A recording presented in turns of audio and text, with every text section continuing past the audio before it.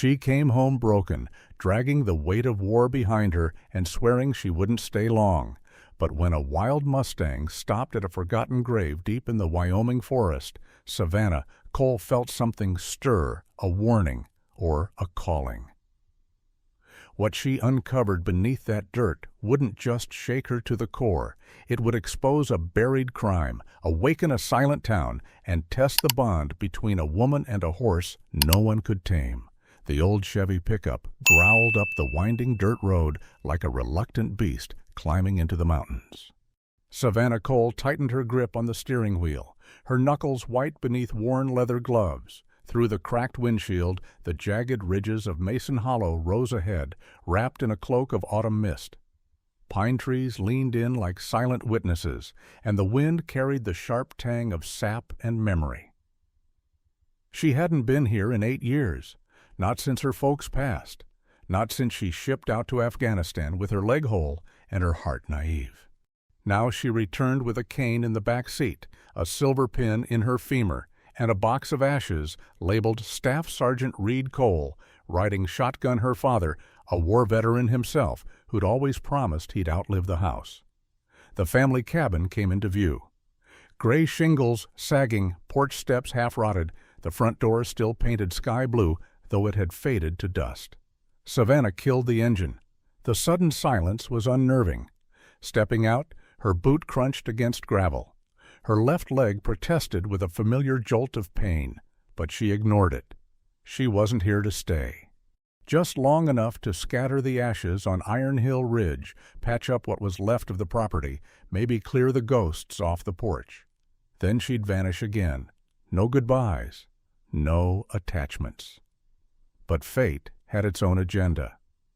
The first morning, while dew still clung to the blades of golden grass and the sky hadn't quite chosen a color, she saw it. A Mustang, standing just beyond the tree line near her property, half veiled in the mist. He was stocky, dust-colored, with a mane black as coal and eyes the color of walnut bark. Wild, yes, but not feral. He didn't bolt, didn't snort or rear, just stared at her, long and still, like he recognized something inside her. And then he turned, vanished into the woods without a sound, as if pulled by invisible reins. Savannah stood frozen, heart thumping, her mug of coffee cooling in her hands.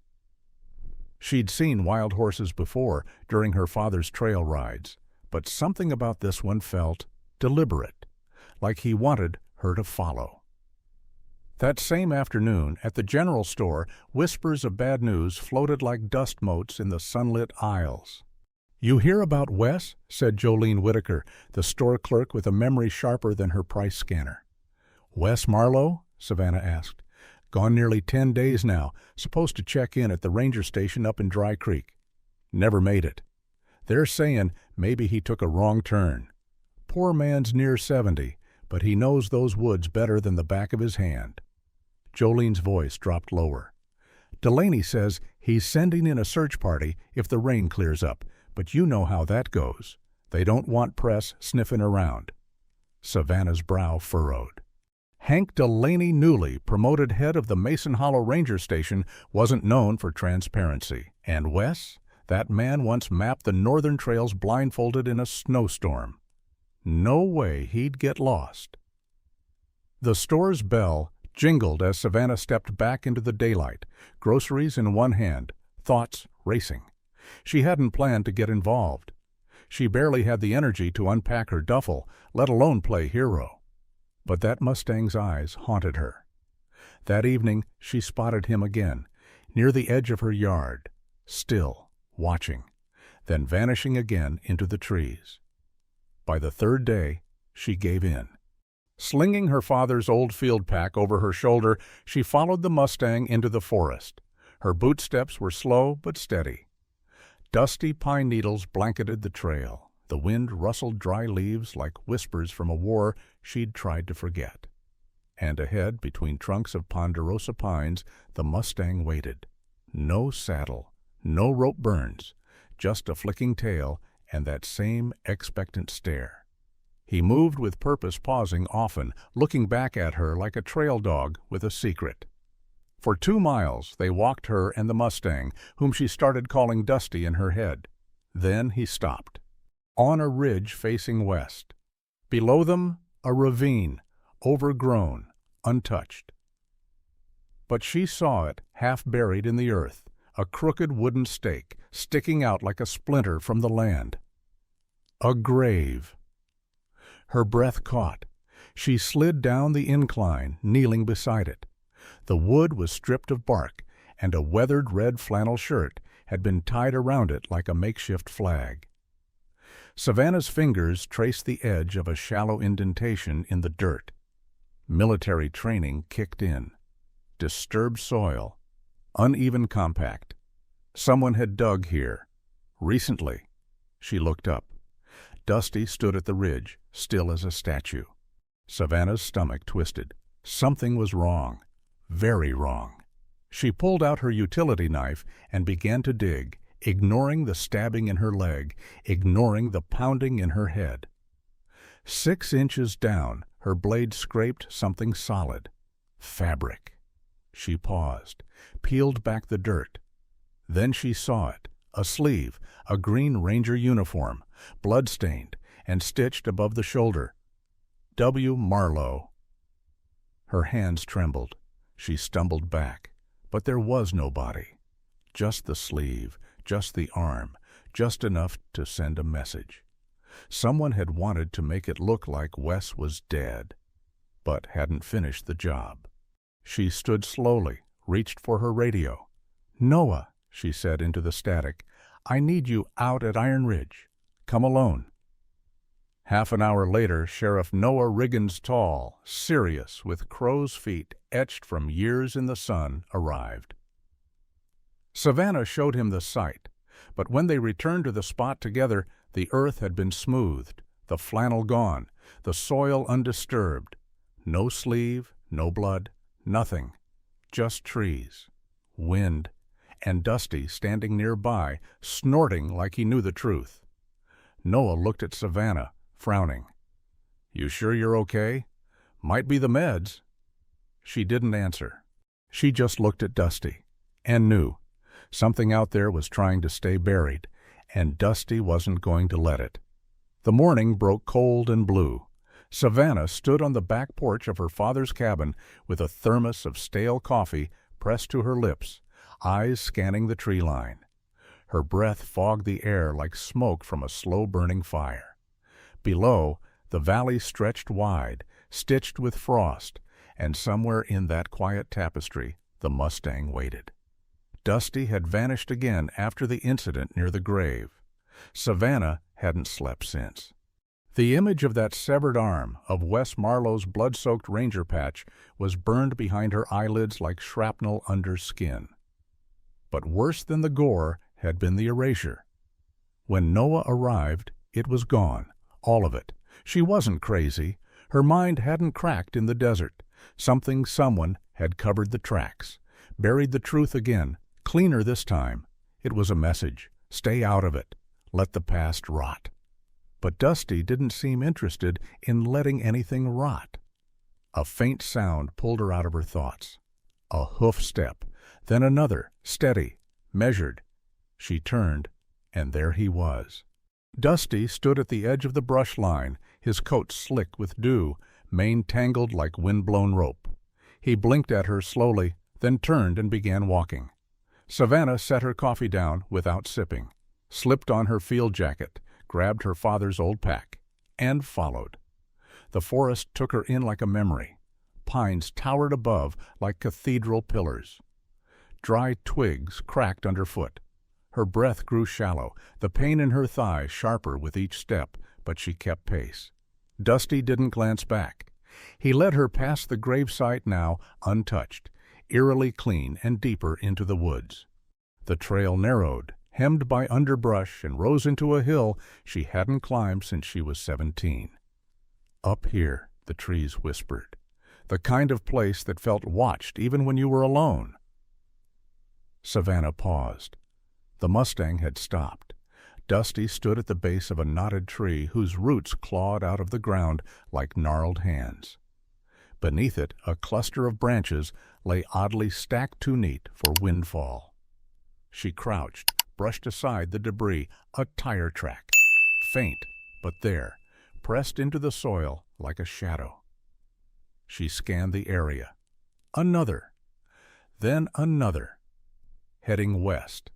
Faded, old but unmistakable. What the hell? She pulled her phone from her pocket. No signal. Dusty whinnied softly. His ears twitched. Then he moved again. Another mile. Then two. The sun climbed higher and the cold began to lift. They passed a tree scarred with axe marks, a shredded tarp caught in a branch, and what looked like a rusted can of gasoline kicked under a root. Savannah's gut churned. At last they reached a clearing. Half-eaten by vines and shadow, a crooked wooden stake jutted from the dirt again. Not the same one as before. This one older, more weathered. And something hung from it. A strip of green cloth. Her pulse kicked into gear. She approached. The cloth was canvas military issue. Torn, blood-specked. She turned it over. A single patch of embroidery remained. The letters had faded, but the outline was familiar. Another ranger uniform. Dusty stepped beside her and stomped the ground once, then twice, as if urging her on. Savannah set her pack down. Her fingers were trembling, but her training overrode the panic. She dug. This time she hit something solid within minutes. Not a body. A box. She cleared the dirt and yanked it free. A black plastic case airtight. Scratched, locked with a rusted clasp. It looked like the kind used to store evidence or weapons. She popped the latch. Inside, wrapped in cloth, was a blood-streaked ranger badge, a flash drive, and a handwritten note on damp paper. Barely legible, but scrawled in frantic cursive. "They think I'm dead. Delaney knows. Follow the markers. I left it all behind. WWM." Her blood turned to ice. Delaney. Hank Delaney. The current head of the ranger station. The same one who had said Wes got lost. The same one who called off the search parties after a few days. The same one with contracts all over town for timber maintenance in areas that hadn't seen a chainsaw in years. Savannah shoved the note into her jacket and secured the case in her pack. Dusty was staring uphill now. "What is it?" she whispered. He took a step forward, paused, snorted, and bolted. Not in panic, not aimlessly. He ran with direction. "Dust!" she yelled, but he was gone. She cursed, then shouldered her pack and limped after him. It took nearly 20 minutes before she saw him again, standing near the edge of a ravine that split the forest like a scar. The incline was steep, dotted with moss and shale. Dusty paced the edge nervously. Savannah scanned the gorge, and her eyes locked onto something that didn't belong. A flicker of blue. Movement. A hand. God. She slid down the embankment, boots skidding over loose gravel. Her legs screamed, but she didn't care. At the bottom, hidden by bramble and rock, was a man's body barely visible, mostly buried, a tube sticking out of his mouth, breathing shallowly. Wes Marlowe. Alive. "Hold on!" she cried, kneeling beside him. His eyes fluttered. Blood crusted his forehead. He was wrapped in a tarp, weighted down by logs. Someone had tried to finish what they started, then left him for the earth to consume. She checked his vitals. Weak but present. "Don't move. I've got you." Using every ounce of strength and pain tolerance she had, she pulled the logs away and unwrapped him slowly. Dusty appeared at the ridge above, stomping and snorting, eyes wide. Savannah tugged the field rope from her bag, the one she'd used in Kandahar to haul injured soldiers through debris. She tied it to a stump and secured a harness around Wes. "Just hold on, old man. You're not done yet." With teeth gritted and muscles screaming, she hauled him out inch by inch. Dusty paced beside her, never once leaving. By the time they reached the top, Wes had passed out, but he was breathing. Savannah collapsed beside him, heart hammering. Her vision tunneled from the pain, the exhaustion, the disbelief. Dusty lowered his head beside her, pressing his muzzle gently to her shoulder. "Why?" she panted, staring at the trees. "Why me?" The horse blinked, said nothing, but didn't move. Wes groaned. She turned. His lips moved, barely audible. "Didn't want me to tell? Tell what?" He swallowed. His voice cracked like brittle wood. "Delaney's running, the whole thing, drugs, timber, payoffs. Knew I was going to report it. They buried me for it." Savannah's jaw clenched. "You're gonna live, Wes, and we're gonna burn them down." The sun crested the ridge. Somewhere behind her, Dusty whinnied. Wes Marlowe lay on the old couch in Savannah's cabin, wrapped in wool blankets that smelled faintly of pine and mothballs. His breathing was steadier now, the gray pallor on his skin slowly giving way to blotchy color. Savannah checked his pulse again, same as she had twice every hour since hauling him out of the ravine 2 nights ago. The fireplace crackled. Outside, the wind rattled the window panes like ghostly fingers tapping from the other side. Dusty stood quietly on the porch, his silhouette just visible through the frosted glass. He hadn't strayed more than 20 yards from the cabin since they brought Wes home. "I'm telling you, he knew," Savannah said quietly, her voice hoarse from lack of sleep. "Hank Delaney wanted Wes dead, tried to make it look like a disappearance. And someone helped him do it." Noah Riggins sat at the kitchen table, flipping through Savannah's field notes. His badge glinted under the hanging lantern light. He looked up at her, jaw clenched. "You're talking about accusing the current head of the Ranger Service in all of Wyoming. You know what that means?" "I know exactly what it means," she snapped. "It means there's corruption in Mason Hollow deeper than any of us wanted to admit." Noah sighed. "I'm not saying I don't believe you. I just need something solid. And right now, the only person who can give us that is half-conscious and barely hanging on."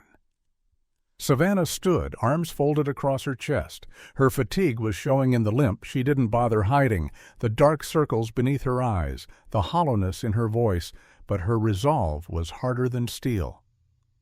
"There's more out there," she said. "Dusty keeps going back to that same area, same ridge. He's trying to show me something." Noah raised an eyebrow. "You're taking directions from a horse now?" Savannah gave him a flat look. "He's done more to save Wes than anyone else in this damn town. So, yeah, I trust him." Noah didn't argue. Instead, he reached into his coat and pulled out a folded map. "I've been tracking timber records for the last 6 months, he said, spreading it across the table. "See these zones here? Permits were issued for selective clearing, but satellite data shows full-scale logging. Illegal." He pointed to a narrow stretch on the map, marked in red ink. "Here's the kicker. That stretch is supposed to be a protected buffer for wildlife migration. No heavy machinery allowed. But look what I found last week." He held up a printed photo. It showed tire tracks. Heavy ones, likely from trucks hauling more than just timber. "Looks like Dusty's trail," Savannah murmured. They exchanged a look. Outside, Dusty whinnied short and sharp, like a warning bell. Savannah was at the door in seconds, yanking on her coat. Noah followed close behind. Dusty had stepped off the porch and was pacing near the tree line, head high, tail twitching. "He's got that look again," Savannah said. "Lead the way, soldier," Noah muttered, and they plunged into the woods after the horse. The forest changed the deeper they went. The air grew still, muffled, as if the trees were listening. Every twig crack felt louder, every crow call more sinister. After nearly 2 miles, Dusty stopped. They were at a small clearing, half hidden by brush. Scattered around were burnt logs and scorched cans. Bullet casings littered the ground. Savannah bent down, picking up a handful. 45s, she said. Military grade. Someone's been training out here. Noah crouched beside a pile of ash. And not just recently. Some of this is fresh. See the char? Still black. Someone was here last night. Savannah moved toward a patch of disturbed earth. Nah, she said, standing slowly. This isn't training. What is it then? She pointed to the pattern of tire tracks, wide set, deep grooves, multiple pivot points. Then gestured at the arrangement of trees nearby. Drop zone. They're loading, unloading, stashing something. Noah whistled low. What kind of operation is this? Savannah didn't answer. Her gaze drifted to a faint shimmer of silver barely visible beneath a root tucked under a moss-covered log. She stepped closer, knelt down, and brushed it aside. A coil of wire. Black. Industrial. Connected to what looked like a makeshift tripwire. Her fingers followed it to a pile of brush. Booby trap, she muttered. Improvised. Crude, but effective. She stood quickly. We're in the middle of an active smuggling corridor. Dusty whinnied sharply again. He was staring toward the west end of the clearing. Savannah followed his gaze and saw it. A cabin. Old, sunken in, half hidden by ivy and rot. One window was shattered. Smoke curled from a stovepipe in the back, faint but unmistakable. Someone was inside. Noah reached for his sidearm. We go in quiet. Savannah held out a hand. Wait, let Dusty distract them. Noah blinked. You're serious. Just trust me. She stepped toward Dusty, whispered something to him. Soft, low. And the horse seemed to understand. He stepped into the clearing, hooves crunching leaves, head held high. A noise inside the cabin. Movement. Then the door cracked open. A man stepped out. Scruffy. Weather-beaten. Armed. He froze when he saw Dusty. Savannah and Noah flanked around from the side, slipping through the underbrush until they were close enough to hear the man muttering. Damn horse, you again? He stepped off the porch and moved toward Dusty. That was the moment Savannah lunged. She tackled him from behind, knocking the weapon from his grip. Noah closed in and had cuffs on him in seconds. The man thrashed. You're making a mistake, Delaney'll... Savannah pressed her knee to his back. Oh, I'm counting on Delaney hearing about this. They searched the cabin. What they found would later be called the first real breakthrough in the federal case.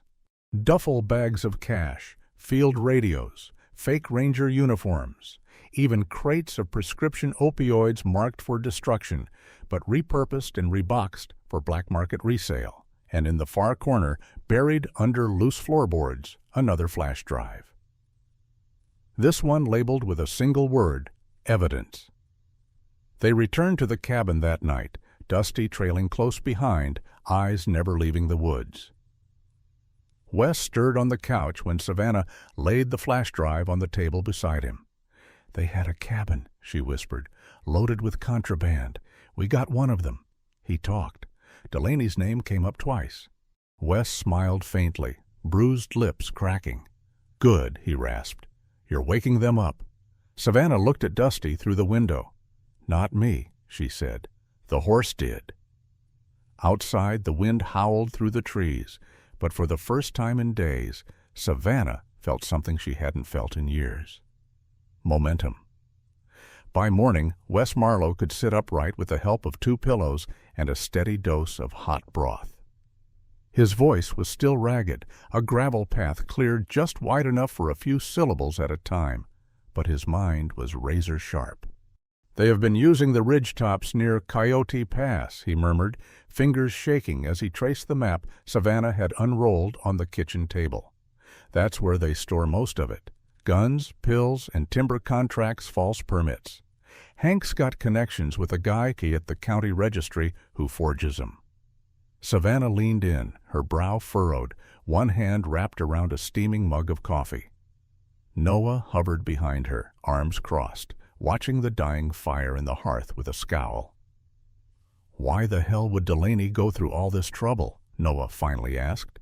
Wes turned, his faded eyes locking on him. "Because he was never going to retire a ranger. He was going to retire a rich man." Outside, Dusty paced just beyond the porch railing. Snow flurries began to swirl through the morning air, dusting the tops of the pines like powdered sugar. Savannah glanced through the window, watching the Mustang circle a patch of yard, over and over, like a dog sniffing a scent trail. "He's uneasy," she muttered. "He knows," Wes said. Savannah blinked. "Knows what?" Wes's voice dropped, like a man revealing a sacred truth. "Dusty's seen it. All of it. Horses remember things. He was there the night they tried to kill me. I saw him through the trees. He watched. And he's trying to show you what I couldn't." Savannah said nothing for a long beat. Then she nodded once and stood. "Then we keep listening to the horse." That afternoon, Savannah saddled up Dusty for the first time. The Mustang was hesitant, snorting, skittish, but when she placed her hand gently on his neck and whispered, "We're in this together," he stilled, like he understood. Noah stayed behind to watch over Wes. Savannah, armed with a compact pistol and a military-grade radio Noah had brought from the sheriff's office, followed Dusty into the woods. They rode for over an hour, the snow coming down heavier with each passing mile, until Dusty veered off a deer trail and into thicker brush. Savannah ducked under hanging limbs, branches scraping her arms like claws. The terrain rose steeply, and by the time they reached a flat stretch near an old fire watchtower, Savannah's thighs were aching. Dusty stopped. Ahead lay a small clearing, overgrown with ferns and camouflage netting. Savannah slid off the saddle, crouching low. Through the brush, she saw them 2 trucks, a handful of men loading crates marked as reforestation supplies, though the contents told a different story. Sealed containers, plastic-wrapped packages, rifles. She reached for her radio. "Noah, it's Sav. I've got movement. 2 trucks, 4 men, about 3 clicks south of the Coyote Pass, overlook. They're loading something. I can't confirm Delaney yet." Crackles, then Noah's voice.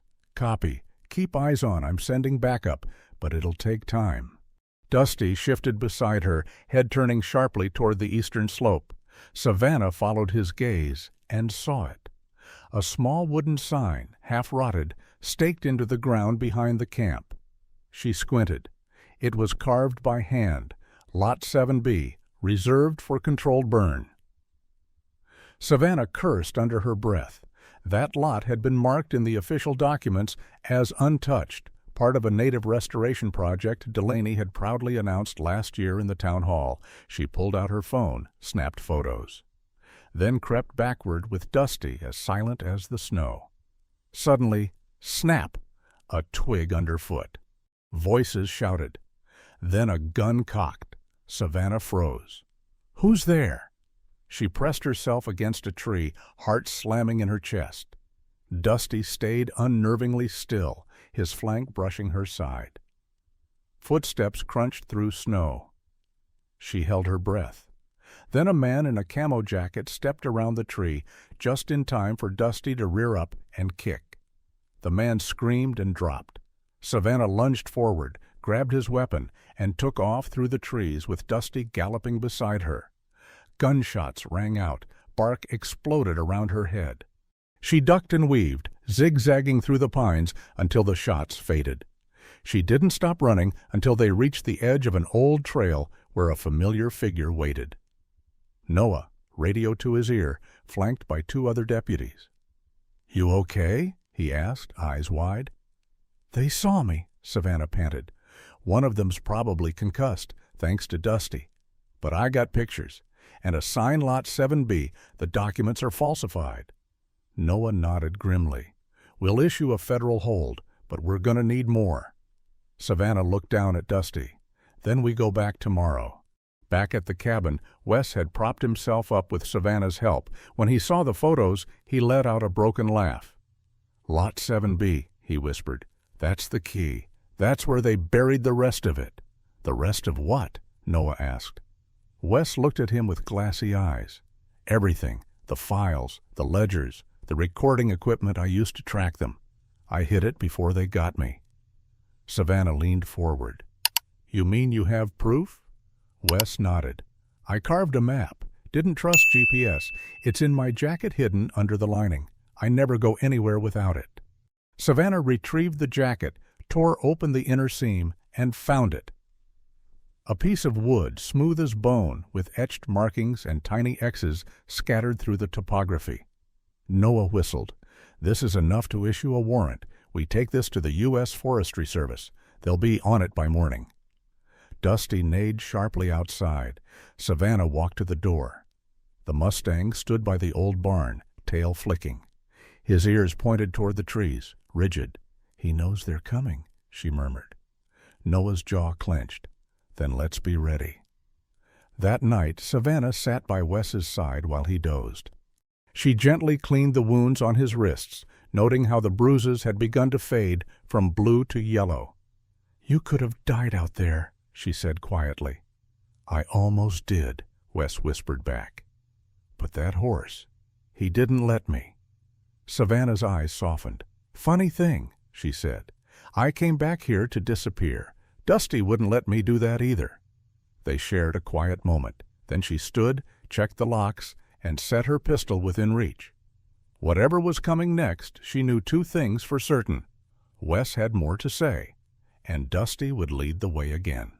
The wind shifted sometime after midnight, carrying with it the scent of pine, damp earth, and smoke. Savannah jerked awake on the old recliner, her sidearm still tucked beneath the cushion. The fire had burned down to embers. Outside, Dusty let out a low, whinny, not a cry of distress, but a warning, sharp and clipped. She rose fast, heart pounding. A shadow moved past the kitchen window. Wes, she hissed, racing to the back room. He was already sitting upright, eyes wide. They're here. Savannah turned just as the glass shattered. A booted figure burst through the front door, followed by another. One aimed a flashlight, the other leveled a gun. Back off, she shouted, raising hers. Before she could fire, Dusty let out a piercing scream from outside. So loud and primal it shook the walls. It startled the intruders just long enough for Savannah to duck behind the couch, roll to the side, and get a clean shot. Bang! The first man dropped, howling, gun clattering from his hand. The second bolted toward the back, but was met with a heavy slam as Dusty kicked through the porch rail and charged. Savannah grabbed Wes. We've got to go, now.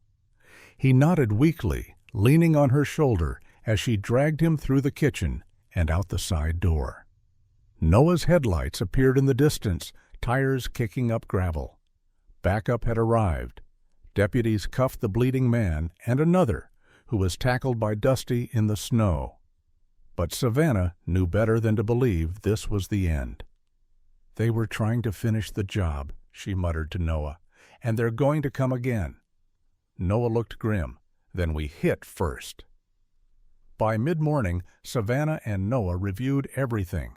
Wes's wooden map, the marked coordinates of suspected stash locations, and the photos of the falsified timber signs.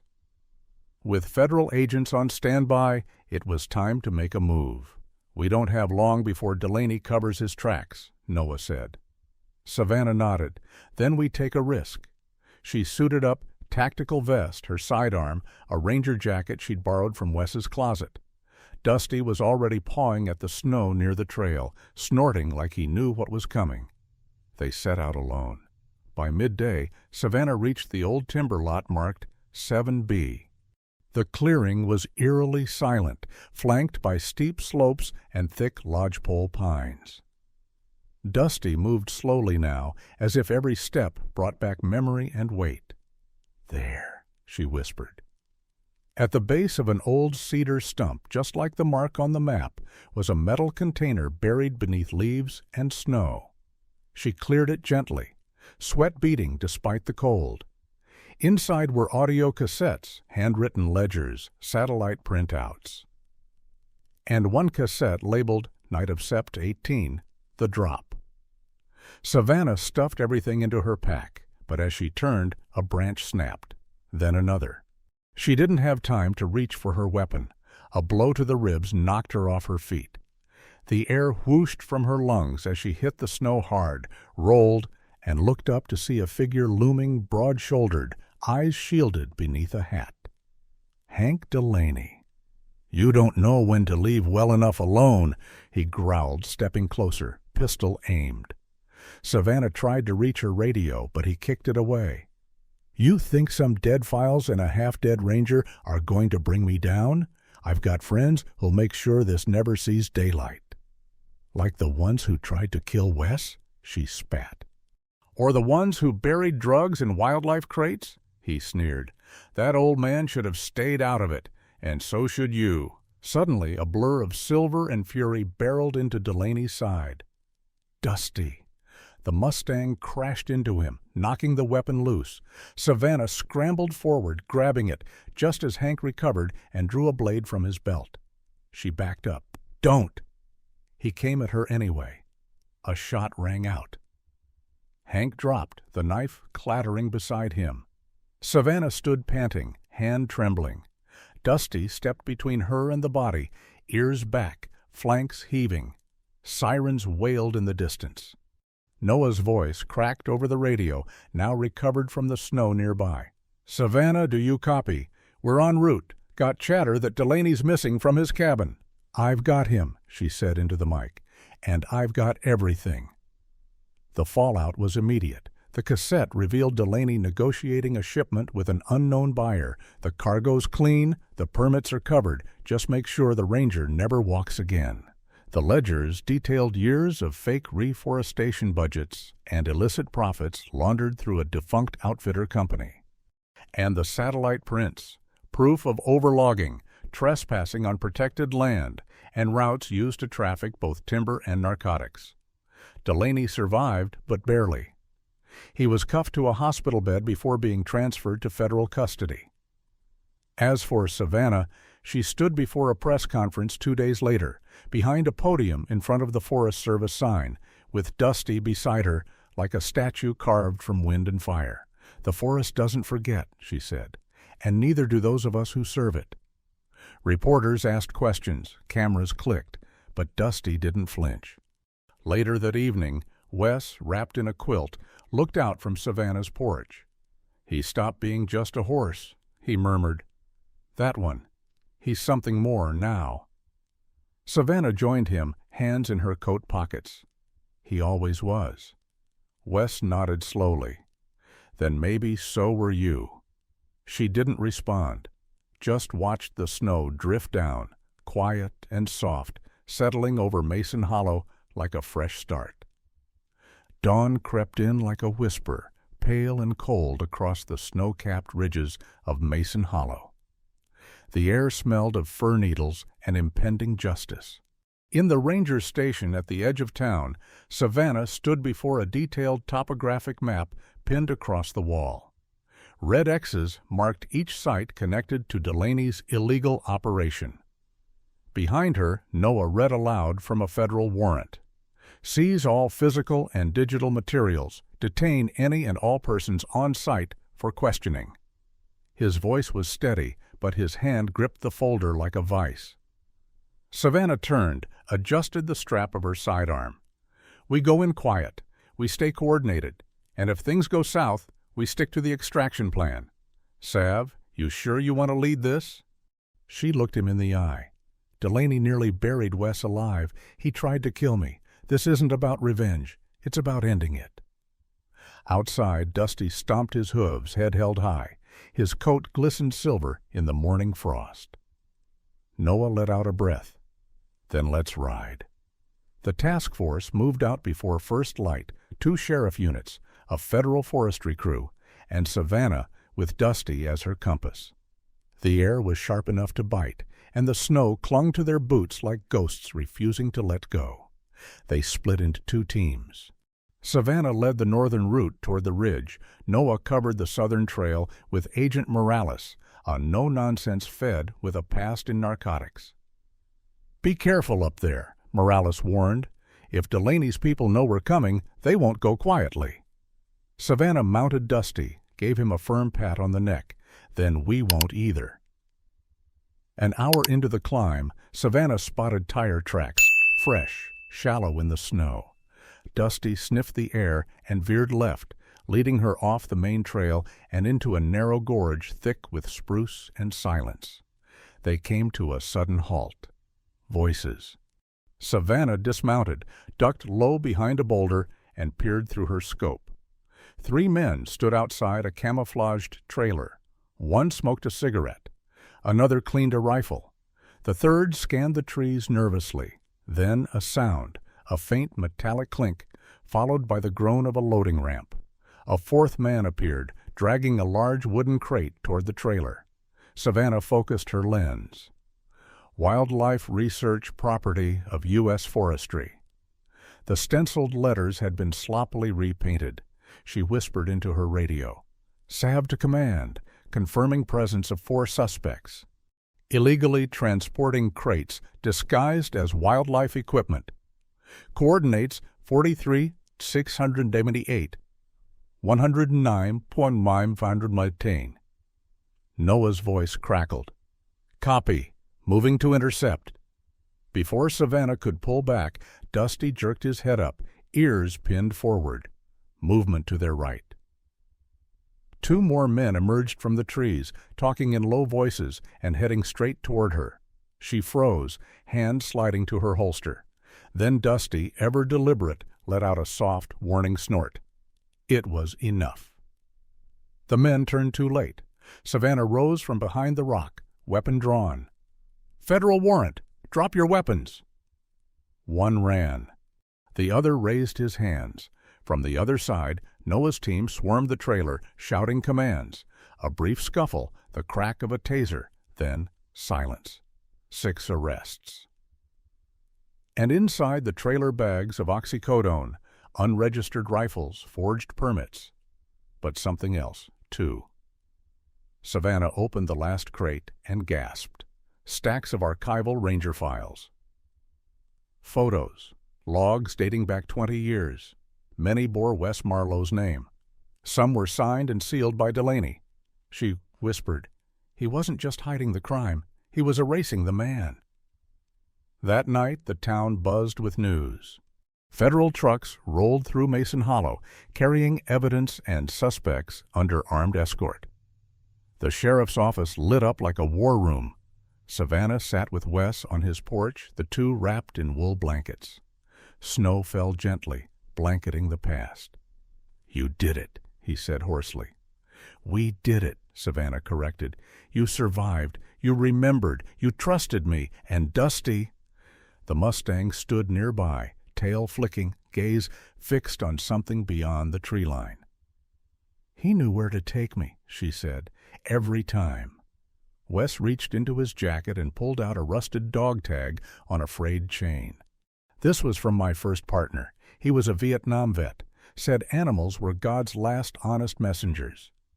Savannah took the tag, her fingers brushing the etched name, Thompson, L. Wes smiled. "He was the first one who told me the forest watches and remembers." Later that night, Savannah walked to the cemetery. Dusty followed at her side.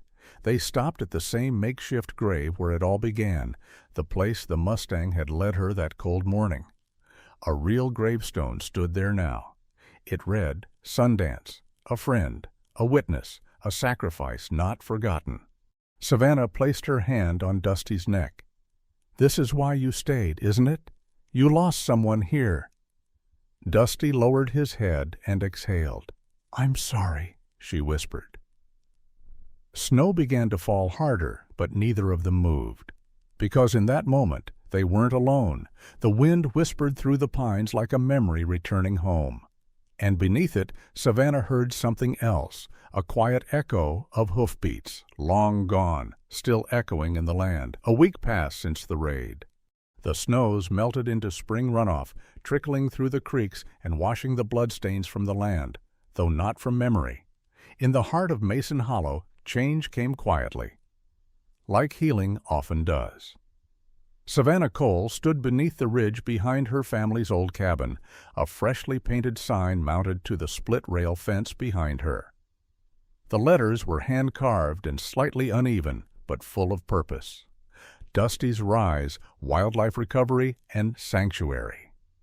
Below it, a drawing of a rearing Mustang, its mane swept by the wind.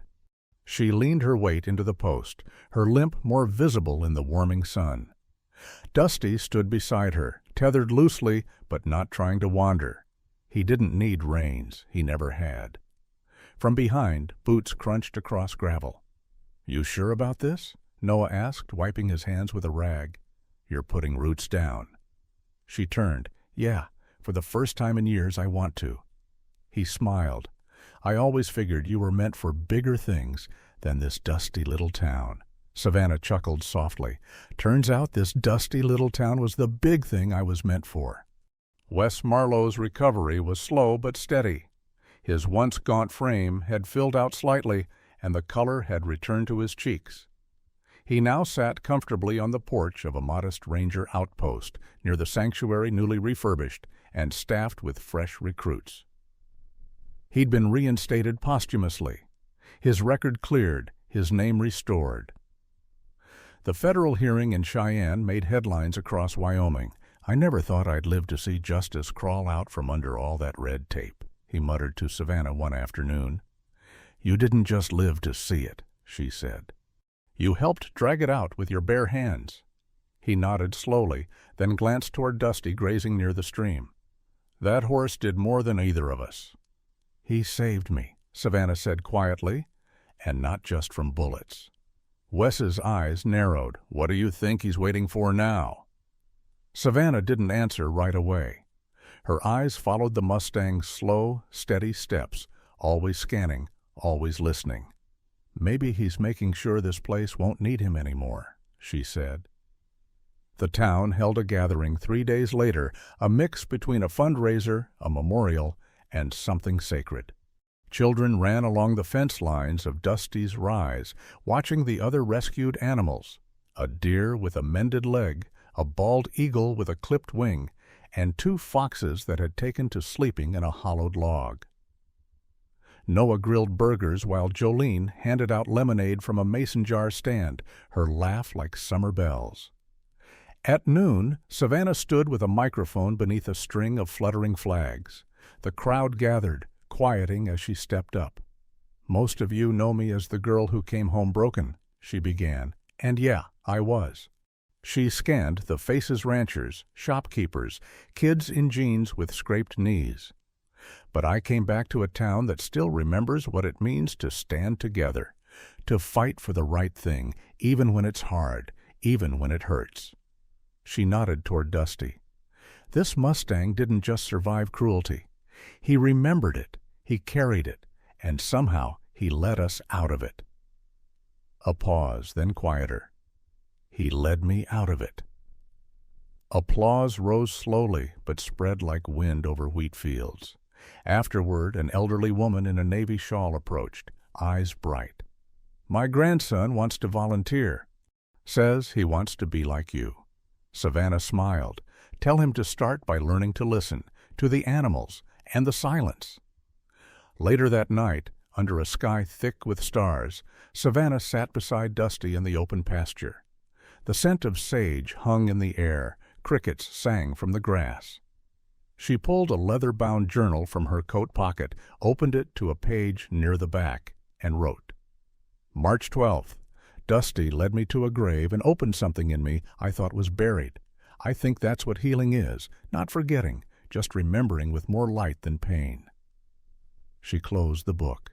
From the shadows, Wes approached with 2 mugs of hot coffee. He sat beside her without a word, handed one over. They watched Dusty move slowly to the edge of the pasture where a new headstone had been placed, matching the one in the forest. This one read, "Whisper, beloved companion. Lost but never forgotten." Savannah's eyes misted. "He brought me back to her." Wes nodded. "Maybe that's why he stayed. He needed someone to remember both of them." The next morning, Dusty stood alone on the hill, mane lifting in the breeze. As Savannah approached, he turned. But instead of walking toward her, he stayed. She froze. Something in his eyes had changed. Not gone. Just at peace. "You thinking about leaving?" she whispered. Dusty didn't answer, of course, but he stepped forward, touched his nose to her chest, then turned again and looked toward the open forest. Savannah placed a hand on his cheek. "If you do, you earned it." He stayed until sunset. Then, just as the sky flared orange and pink, he turned and walked beyond the ridge. Not fast, not in fear, just free. Months passed. Savannah kept Dusty's halter hanging in the barn, still polished, still ready, but untouched. Kids continued to visit. Animals continued to heal. And somewhere, deep in the pines, the echo of hooves sometimes stirred in the morning mist. One afternoon, a new Mustang appeared near the far pasture. Or a young filly, silver-coated, with a black blaze down her nose. Savannah watched from the porch, heart steady. She whispered, "Dusty sent you, didn't he?" And the filly ran, strong, wild, unbroken, just like the town, just like the woman who came home. If this story touched something deep inside you, just drop a simple 1 in the comments, or hit us with a 0 if you're still speechless. No fancy words needed. We just want to know you're out there, listening. And hey, don't forget to subscribe. Because the next story might just be the one your heart's been waiting for. More true animal stories. More healing. More reasons to believe.